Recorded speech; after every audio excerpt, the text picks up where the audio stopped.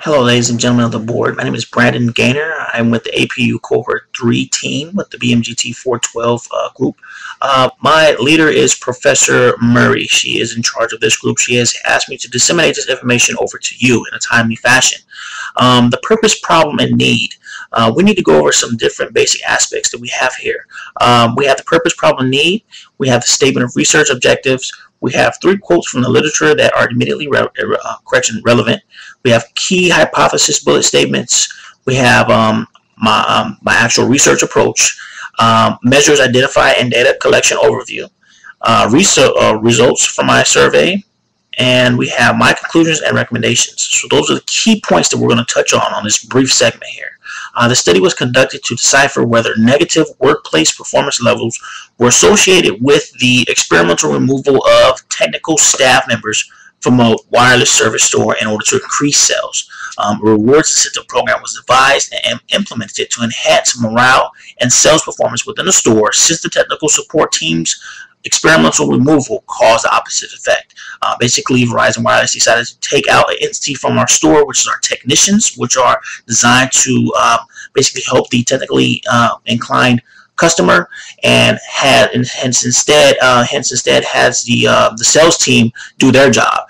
Their thinking behind this was that sales will be promoted and that we can derive sales from those customers as well, because they felt that the technicians were just doing technical service. They weren't appeasing any additional services that Verizon offers. So they tried to put that on top of us, which led to stress in the workplace, and in addition to that, lowered our sales performance levels. The statement of research objectives. The research objectives were to motivate the sales team, find productive ways to improve sales within the organization, and conduct useful methods to alleviate stress levels amongst staff members. The 3 quotes from the literature that are immediately relevant. Motivation is number 1. Motivation is an important concept for managers to understand. Motivation affects direction, intensity, and duration. Very, very true statement. We apply this every single day. Locke and Gary are the authors of that particular statement in 2004. Camp was another well-known author in my particular study. 2005 found that pay-for-performance systems and employee work groups increase motivation as well. Meaning, when you pay someone to perform as an incentive, it seems to always work. It may not last very long because some folks kind of get tired out with that. But in my personal opinion, and with our work in our work environment, pay performance incentives really work. And last but not least, a manager who listens encourages employee growth and career development. That is very, very true, to have your management be a very good listener and communicator with the staff members. Key hypothesis bullet statements. Number 1, motivating sales reps will enhance performance measures. Very true. Very, very true. In any organization, I know that's true. Understanding the problems within an organization can help managers alleviate stress from employees. Another true statement, which is a hypothesis. And last but not least, implementing a rewards incentive system will promote sales. I believe that's true, although it is hypothesis, but in essence, I have had that, my personal experience, and it has always worked out to be true. My research approach, which is the Applied Action Research Project, was used as my research approach.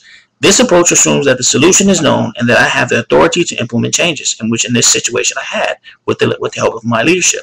This type of research may also be referred to as casual research and or experimental research. The primary purpose for applied research is discovering, interpreting, and the development of methods and systems for the advancement of human knowledge. Basically what we tried to do here. Measures identified and data collection overview. That's our next subtopic. The study composed data to explore the difference in performance levels before and after key staff was removed from the Verizon Wireless Glendora retail store location. This occurred with the implementation of a rewards and incentive program for overworked staff members, predominantly the sales team. This entire program is based on the sales team in our store. In addition, the thoughts, attitudes, and opinions that might have been connected with the problem was also looked at and reviewed. Results from my survey. The results from the surveys were calculated using the SPSS system, which is the statistical package for the social sciences. This program provided a statistical analysis of the survey results, such as frequencies, descriptive pie charts, means, and statistical correlations. These results were discussed, and some data was displayed into relevant graphs and charts. Basically here, 90% were classified employees, 10% were managers, 85% were male, 15% were females. The average age was between 26 and 30 years of age. Out of 22 participants, there were 84.6 of the participants which were experienced low sales performance and overwork related stress. That's a very high number.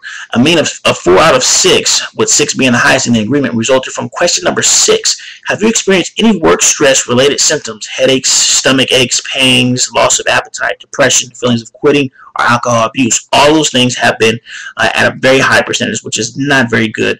It is a known fact with webmd.com. Research states that chronic medical problems are associated with workplace stress. Therefore, we alleviate that, ladies and gentlemen of the board. That alleviates costs that is going to be spent on outside costs instead of putting it into the company. So let's alleviate the stress, implement some type of reward system, and that's what we're trying to do here, and overall costs can be saved as well. My conclusions and recommendations. The impact of the reward system kept staff motivated and is good for business. The motivated workers are more productive, and higher productivity usually means higher profits. Another thing that we have, one recommendation for the sales department would be to provide a cross-training program based on technical and customer service support to help employees adequately learn other departments' jobs within the store.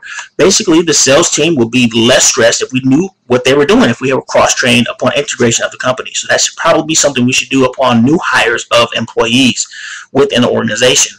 The second recommendation is for managers to receive motivation and rewards training to learn how to influence and drive the employees' behavior in a positive manner towards the company's targeted monthly goals. Furthermore, managers need to consider whether their management style is causing non-productivity in the workplace. Motivation and rewards training will offer ways to identify management styles, understand what motivates employees, and how they should be motivated. By creating this awareness, a mature and successful team will be developed and will be virtually self-managing. This concludes my presentation. If there's any questions or concerns, please give me a contact at 909-367-9900 or contact Professor Murray, as she is the leader in this entire study and project.